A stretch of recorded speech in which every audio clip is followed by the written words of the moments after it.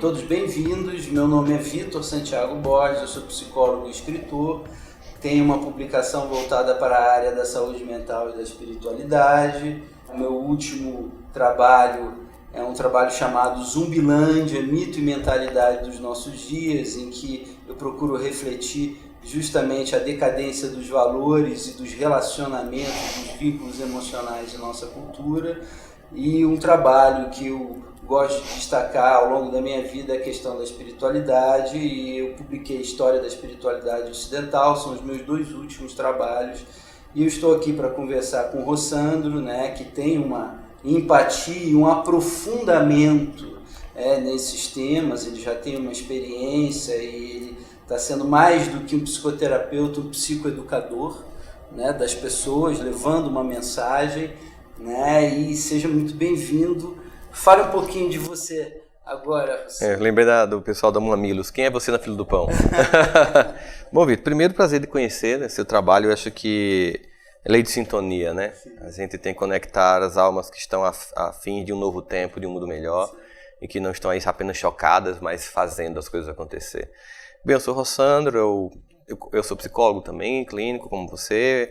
Eu dava aula na universidade, atendia no consultório, até que um dia eu peguei um telefone, gravei um vídeo, botei na internet e a coisa pirou, a vida pirou, né? Então de lá para cá eu só faço palestras, basicamente, escrevo livros, eu tô fazendo o 8º livro agora para essa estante, estou reeditando um livro pela Planeta e tem a minha editora de base, que é a Interlitra, no qual lancei um livro chamado Help Me Eduque, que é justamente para a educação dos filhos, e 5 faces do perdão, são 5 histórias de perdão. Tenho também livros na linha da espiritualidade, que eu acho que para mim é um eixo importantíssimo, e inclusive apaziguador de mim mesmo e de busca de sentidos. E basicamente hoje, como você definiu, achei interessante ser um psicoeducador. Hoje eu achei, nunca ninguém tinha me dito isso, né? Porque às vezes a gente sente falta da terapia, né? Sim. Mas quando a gente está lá com a plateia, de algum modo a gente está meio que terapeutizando aquele ambiente e ajudando nas reflexões que as pessoas têm. E fico feliz, é um outro momento, acho que a gente aceita esses momentos da vida e tentando dar o melhor em cada uma dessas etapas que vão surgindo. E por isso a gente está aqui junto hoje. Rossandro, é um prazer você estar me recebendo. Eu sou muito grato aí por você tirar um pouco do seu tempo, da sua agenda, para a gente poder ter uma breve reflexão. E eu queria iniciar justamente com um tema que você trouxe para Brasília e que é relacionamento interpessoal. Como conviver com os colegas de trabalho sem ter vontade de matá-los, né? Esse tema eu achei muito interessante e ele me lembrou, foi a associação imediata que eu fiz, ele me lembrou uma obra de Thomas Hobbes, o Leviatã, em que ele afirma que o lobo é o homem, o homem é o lobo do homem. A gente está vivendo uma situação interpessoal nas nossas relações hoje em dia que a gente pode chamar de predatória? Bem, Vitor, primeiro eu queria agradecer o convite, para mim é uma alegria, né? Quanto mais a gente puder falar, esclarecer, todos os canais, todas as pessoas que têm esse trabalho que você faz é muito importante e estou sempre aberto para quando a gente quiser conversar, bater um papo aqui, vai ser sempre uma alegria. Eu diria que por um lado sim, por um lado não. Eu vou primeiro dizer como é que eu cheguei ao título. Eu tinha no portfólio uma palestra chamada Gestão de Conflitos. Ninguém comprava. Aí eu pensei, eu preciso colocar um título bem objetivo, para vocês entenderem do que eu quero falar. Quando eu coloquei esse título aí, é que mais vende hoje. Sim. Como conviver com os colegas de trabalho sem vontade de matá-los. Porque dizem assim, poxa, mas eu tenho essa vontade. Se eu fizer como conviver com a família sem vontade de matá-los também, vai vender pra caramba, porque é entender que o conflito é humano, é muito natural. Tem hora que de fato a temperatura sobe a um ponto que a gente tem vontade de matar, mas a vontade de matar e matar, existe uma diferença, que é o que a gente chama de a construção da civilização. Quando você vai ver a obra de Freud em Totem e Tabu, quando você vai ver toda a construção, a tentativa dele de análise antropológica da sociedade, ou mesmo a antropologia, a sociologia, você vai ver que o pacto civilizatório incluiu o controle dos instintos. Então, por exemplo, quando tem um congressista chamando Vossa Excelência, como eu lembro Robert Jefferson, me desperta os instintos mais primitivos, lembra naquela audiência lá? Ou seja, ali se não fosse daquele jeito, numa instituição, seria um homem matando o outro, né? Então a gente sabe que no que pese a gente está num momento muito tenso, a sociedade avançou e é bom que se diga isso. Outra coisa é que a gente tem uma coisa muito diferente hoje, aí a gente tem a obra do Yuval Harari que mostra muito isso, você tem a obra do Steven Pinker, que é um psicólogo canadense que tem uma obra fabulosa, inclusive ele lançou agora O Renascimento do Iluminismo, uma proposta de renascer a razão, para a gente não entrar novamente nessa coisa mítica, absurda, discutir coisas absurdas, como se a Terra é quadrada, enfim, coisas que a gente tem visto. Plana, né? Terra plana, tá? É verdade, Terra plana. E eles mostram, em várias pesquisas, que apesar da sensação corrente de que o mundo está pior, os dados mostram o contrário. Então existe uma coisa chamada notícia e uma coisa de dados acadêmicos. As notícias elas vão selecionar o caos coletivo e lhe oferecer no café da manhã. Um carro-bomba explode em Riad, mineiros são soterrados na China, uma bala perdida pega uma jovem no Rio de Janeiro. E aí você chega na quinta manchete e diz, esse mundo está perdido. É o que aconteceu agora no Sri Lanka, no Sri Lanka. A morte dos cristãos em paz. A gente não iria ver isso se não tivesse transmissão ao vivo de notícias. A gente ia saber muito tempo depois. As coisas chegam. Mas quantas pessoas na mesma Páscoa fizeram tantas coisas bonitas? Sim. Então, o volume de pessoas que diariamente fazem mais coisas boas do que ruins é maior. Só que existe uma coisa na psique chamada viés de negatividade. Por uma questão evolutiva, no passado, para sobreviver à dificuldade das savanas, dos riscos, o nosso cérebro desenvolveu uma capacidade de viés de negatividade, ou seja, nós temos uma tendência de enfatizar muito mais as coisas ruins para se proteger. Isso é bom por um lado, mas por outro lado pode virar uma armadilha contra nós mesmos no momento em que a gente começa apenas a pensar no caso do que é ruim. Por exemplo, voltando para o tema que a gente vai falar na palestra. Só um minutinho, tá. Você trouxe uma questão importante, isso tem muito a ver com a incidência da psicopatologia, né? Ou seja, essa possibilidade do nosso cérebro, né, essa estrutura subcortical, desenvolver as nossas psicopatologias, o viés negativo que você está falando. Com certeza, porque aí as pessoas que não conseguem conter muito bem isso, elas têm uma tendência depressiva muito grande. Porque elas vão, por exemplo, pegar na família delas e vão selecionar os gestos equivocados. E a gente tem um relacionamento com o pai, com mãe, com esposa, com companheiro, companheira, qualquer tipo de relacionamento, a gente machuca profundamente quem a gente ama. Ninguém pode machucar mais a gente do que uma família, um familiar. É verdade. Ninguém conseguiria dar um golpe tão baixo em Jesus que não fosse um discípulo. Sim. Tem que ser do núcleo duro. Sim. Porque são pessoas que nos conhecem, mas também são as que nos resgatam, são bem as que nos soerguem no momento da queda. Se eu tiver com o meu viés de negatividade muito ativo, eu vou lembrar só do momento que você me empurrou, mas eu vou apagar o momento que você me levantou quando eu caí. Não do seu empurrão, mas de outras circunstâncias da vida. E aí as pessoas que têm essa capacidade de ver o mundo mais positivo, elas têm mais saúde mental, sem ser alienada, tipo complexo de Poliana, que tudo está cor-de-rosa, mas é uma lucidez, né? Que eu vejo muito numa frase, que eu vou traduzir ela para a linguagem de hoje, para você entender como é a proposta de fugir do viés de negatividade. Assim, ó, não seja idiota, não seja otário, seja esperto, não fique com um cara de boboca no mundo. Observe todas as coisas, todas as circunstâncias, todas as variáveis, tenha em mente todo o contexto, mas uma vez que você tiver tudo isso em tela, selecione de tudo isso o que é bom para você. Esse é um conselho de Paulo, vê de tudo e retém do que é bom. Apenas atualizei na linguagem dos dias de hoje, né? Para que as pessoas entendam. Está dizendo o seguinte, ó, tem coisa ruim no mundo, observe e não fique idiota. Não... É lógico. Agora, tenha a capacidade de selecionar para seu mundo interno, reter no seu mundo interno, para saúde psíquica, né? O que é bom. Então, no ambiente de trabalho, o que a gente tem é uma reverberação por transferência das relações primitivas, familiares. Então, a gente começa a criar modelos mentais com pais, com irmãos, com primos. Aquele modelo em que se você se sentir excluído e isso lhe marcou psiquicamente, você tem uma tendência de ir para todos os ambientes, da escola ao ambiente de trabalho, sempre com sentimento de exclusão. Então, mesmo que o indivíduo não te exclua, você se sente excluído. Sim. E aí você é uma pessoa que sempre acreditou que para vencer numa casa, por exemplo, com muitos irmãos e ninguém te dava atenção, e você criou seu modus operandi de chamar atenção e você ficou aquele filho trabalhoso que passava por cima, mas chamava a atenção dos pais. Aí você criou um modelo mental de que no ambiente de trabalho você é um predador. Não importa como, você tem que você tem que ser we are the champion, né? Tem que ser o campeão e você tem que vencer não importa como, e aí a ética é colocada de escanteio. Não obstante o fato que seu psiquismo ele vai cobrar isso, porque quem é antiético acha que se convenceu de que pode ser ruim, mas a mente humana tem um lado muito saudável que vai cobrar conta. O self vai lá e, opa, não é bem assim, meu amigo, você vai ter que pagar isso aqui, daqui a pouco acaba com AVC, com ataque cardíaco, o casamento acaba, enfim, está comemorando um troféu sem ninguém para brindar. Existem pessoas que vão ter um sentimento de menos-valia, então elas quando elas forem, elas podem até desenvolver uma competência técnica legal e se ela for colocada num lugar de liderança, ela não consegue, ela se sabota, porque ela nunca se viu como sendo importante na família, então ela não vai se sentir importante em lugar nenhum. Ou seja, eu estou dando alguns exemplos aqui, Vitor, de coisas que na infância criam certos padrões psíquicos e que a gente transfere para o mundo do trabalho. Vai repetindo, vai reeditando isso ao longo da vida. Mas ali o núcleo da autovalidação sempre, né? Sempre. Nós precisamos ser autovalidados, Poxa, né? cara. Ou seja, sermos reconhecidos. A gente está em busca disso. Pô, mas gasta uma energia. Demais. Você sabe, Vitor, que minha vida se divide, assim, do ponto de vista profissional mesmo, se divide no exato momento que eu enchi e cansei de ser avaliado pelos outros. E em que eu comecei a dizer... Acabou, não quero mais saber o que pensam de mim, eu tenho que ser referência para mim mesmo, senão eu vou morrer a minha vida inteira estando à disposição de dar satisfação ao externo.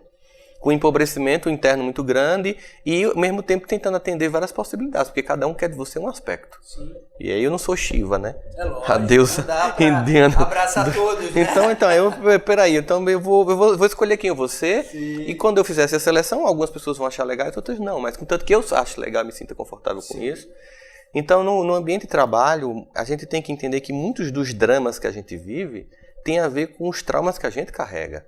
E que aqueles personagens não foram os responsáveis, apenas estão, por transferência, reverberando uma coisa mal resolvida. Sim. Se eu entendo isso e trabalho esse sentimento, mas não no sentido de que tem gente que vai na terapia para acusar. Ah, porque meu pai, porque minha mãe, porque meu chefe, porque não sei o que e tal. Meu marido, minha esposa. Então, claro, o terapeuta bem treinado, ele vai escutar no primeiro momento isso aí, depois ele vai dizer, peraí, não, você não é essa vítima toda, vamos tentar, né, se empoderar nessa história, vamos tentar assumir a responsabilidade sobre a própria trajetória, senão você vai ficar sempre com o discurso de fuga de si. Então, o ambiente de trabalho, ele pode, se eu tiver um viés de negatividade muito alto, vai acontecer o seguinte, domingo à noite, toca a música, é fantástico, tanto você já deprime. É a tendência. Tá acabando o final de semana, volta pra senzala miserável, né? A sensação é essa. Agora, se tem 30 pessoas onde eu fico na minha sala de trabalho, por exemplo, e tem uma que eu detesto, e 29 que eu gosto muito, por que eu tenho que ficar pensando domingo à noite na que eu detesto? Isso é escolha. Sim. Né? Então, as escolhas que nós fazemos vão definir muito da forma como nós vivemos. Se eu quiser escolher o caos, eu vou viver nesse psiquismo de caos. Se eu quiser entender que tem uma pessoa ruim lá, que já aprontou comigo, eu tô esperto, tô ligado, sei que você não presta, que eu tenho que ter cuidado com você, mas tem aqui tanta gente legal que é bom compartilhar, a gente tá aqui junto 15, 30 anos nesse departamento, nessa instituição, e por que não compartilhar? Porque hoje, inclusive, a gente passa mais tempo com as pessoas no trabalho do que em casa. Porque a maior parte do tempo que a gente passa em casa é dormindo. Não é convivendo. Descansando. Então, assim, a gente passa, especialmente cidades do tamanho de Brasília, que você demora para voltar e tal, você perde muito tempo ausente do lar. E aí a pessoa se afasta carencialmente e aumenta o nível de atenção que ela quer chamar e aí é caos para a pessoa. Ela vai entrando cada vez mais naquele esquema. Aí né? O esquema de rejeição. Ela vai cavando um buraco assim, sabe? Sim, é complicado isso. Agora, a gente está conversando aqui na capital do Brasil, né? Enfim, eu queria fazer uma rápida associação aqui das relações de trabalho aqui com você, né? É interessante que a palavra trabalho vem do latim arcaico tripalium, que significa tortura. O trabalho é uma tortura. Né? E eu vejo muita gente sendo torturada nas repartições públicas dentro das condições psicológicas ou da cultura do local. Ou seja, certos locais já têm uma cultura, já tem uma série de valores que estão atuando no subliminar das pessoas, elas estão sendo atuadas por aquilo e repetindo aqueles padrões. Aí a gente entra numa coisa que eu penso ser muito importante, assim, para a gente dar um fechamento à nossa breve reflexão, Sandro, que é a importância dos valores. A gente precisa resgatar valores. O Maslow falava dos metavalores.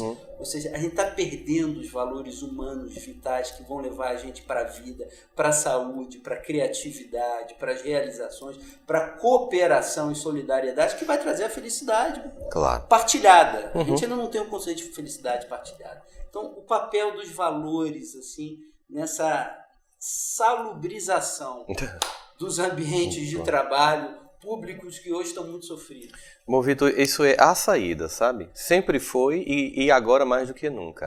No fundo é buscar sentido. Eu preciso buscar sentido. Então, por exemplo, eu sei que para algumas pessoas, pode ser não ter sentido estar vendendo sanduíche no shopping. Mas se a pessoa pensa, mas aqui eu estou ganhando dinheiro para pagar a minha escola, para pagar a minha faculdade, eu estou ajudando a minha mãe que está doente, ali há um sentido. Ela não se torna vítima de um processo mecânico. O que tem faltado na gente é esse sentido. Eu estou aqui no setor, no ministério, tal, no departamento do departamento do departamento. Eu sempre digo, quando eu vou falar para os servidores públicos, gente, esses papéis que passam na mão de vocês, eles não são papéis. Eles são sobre histórias de vidas, na ponta de cidades, lá no interior, na borda desse país, e que passa por vocês, então aqui tem um sentido. Não é uma repetição de carimbar, enviar, protocolar. Gente, aqui... não ser célere vai provocar morte. Não ser célere vai provocar a ausência de um serviço público. Então não existe falta de sentido. Se eu me deixar mecanizar por qualquer tipo de tarefa, eu não vou ver sentido nenhum. E a gente vê, por exemplo, celebridades que têm uma vida que muita gente inveja, né? Assim, porque todo dia tá num canto, ou é famoso, ou é artista, não sei o que lá, e se drogam, porque as pessoas, mas eu queria essa vida deles, mas perderam também o sentido. Porque fica mecânico também. Todo dia uma cidade, todo dia um show, todo dia um filme. E aqui também, tudo que você faz e você perde o valor, o sentido. E também você, em nome dessa busca, se afasta dos teus propósitos, da tua escala de valores, aquilo vai gerar uma incongruência psíquica, você vai sofrer. Então nós precisamos olhar para o que a gente faz todo dia e ver que tem um sentido. Faz sentido todo dia um professor sair para dizer as mesmas coisas a uma turma durante 30 anos, porque a curva de aprendizagem se dá por repetição exaustiva até que aquilo vire um conhecimento que depois se transforme em uma ação que transforme a vida daquela pessoa. Faz sentido eu ir para uma escola pública em que está na periferia, aquele menino entra armado, eu acho que não tem jeito, eu não sei prever. E está tomando remédio para poder ter sentido, você precisa voltar a entender, não, aqui eu estou num ponto do país em que se eu for mais célere, se eu for mais perspicaz, eu vou ajudar pessoas na ponta e na borda de um país que tem tantas necessidades. E aí recupera-se o sentido das coisas, os valores, os metavalores, e a gente começa a ir lá para a autorrealização. Exatamente. E é para isso que a gente veio, né? Cara. O projeto Sapiens, né? Devemos ser Homo Sapiens. A gente só vai ser homem se tornando Sapiens, né? Pois é, temos que chegar a isso daí. Precisamos. Não morrer antes na praia. Né? Agora, só para concluir, Alessandro, você falou aí a perda de sentido. O sentido é vital. Ele é algo que define o valor existencial para todos nós, né? A perda de sentido e o excesso de medicação dos nossos dias. Como é que você vê isso? Poxa, é porque as pessoas preferem, cara, o mais simples, sabe? Sabe assim, tipo, é muito comum, lá nos Estados Unidos, eu fazer palestras lá e assim, se você pegar e dividir os Estados Unidos no meio, então, do meio lá do Ohio até Nova York, vou dar um exemplo, uma super medicalização de Ritalina para crianças com hiperatividade e déficit de atenção. De lá para Los Angeles, bem menos. Oxi, mas é o mesmo país, né? Então o que acontece assim, você chega para um pai que o menino não presta atenção, que ele não está tendo foco, ele não consegue decorar nenhuma matéria, ele não consegue fazer os exercícios, e o pai prefere achar que ou a mãe prefere achar que é um transtorno para dar um diagnóstico, para dar um remédio, do que assumir a responsabilidade de sentar junto, quando chegar do trabalho em casa, peraí, não, vamos aprender, vamos descobrir o que está acontecendo, tira o celular, sabe? Não leva o celular para o colégio, não vai dormir com o celular à noite, está dormindo feito um zumbi até a noite, 2 da manhã, acessando o celular. E aí, meu amigo, é isso que está provando o déficit de aprendizagem, não é déficit de atenção, é não ter cuidado. Então as pessoas preferem um diagnóstico para tomar um remédio do que mudar o comportamento. Então a gente vive numa fuga de responsabilidades, seja consigo mesmo, seja com os filhos, seja uns com os outros. E aí é uma coisa que a gente sabe, o medicamento ele não resolve. Pois é. Doutor, diga o que eu tenho e me dá um remédio. Isso quando não já chega... Primeiro digo o que eu tenho. Isso quando não já chega com diagnóstico, né? Entra no Google Exatamente. E diz, eu vim aqui só ouvir uma segunda opinião do senhor. E como eu não posso passar a receita, passe, né? E o médico fica irritado. Teve até um amigo meu que colocou assim no consultório dele, se você foi ao Dr. Google e veio aqui por segunda opinião, consulte como é o concorrente do Google? É o Yahoo, consulta o Yahoo, pronto, o Yahoo, né? Sim. Então, assim, a gente sabe que a medicalização tem hora que é necessária, sim, obviamente, temos que ter esse critério, mas que em muitos casos é uma tentativa de entregar para um terceiro uma responsabilidade que é sempre sua. Pois é, muitas vezes a gente se vê no desafio de tentar até traduzir esse sentido que você está falando, que são os sentidos mais profundos para as pessoas, né? Porque você também não pode falar com muita profundidade. Não, senão ela acha que é uma viagem. Isso cria, vamos dizer assim... Ou acha que é religioso. Exatamente. Né? E é algo muito mais transcendente. É uma conexão interior que nos salva de nós mesmos. Exatamente. Que é o fundamento do nosso ser. Sandro, muito obrigado por te conhecer, foi um prazer. Prazer todo meu. E essa conversa foi muito prazerosa. Espero, quem sabe, num novo momento a gente poder dar uma continuidade a uma reflexão sobre esses temas que são fundamentais. Claro, sim, Vitor. E Vitor. a gente tem que levar essas informações para o grande público. Muito Com obrigado. certeza. Eu que agradeço, que é isso.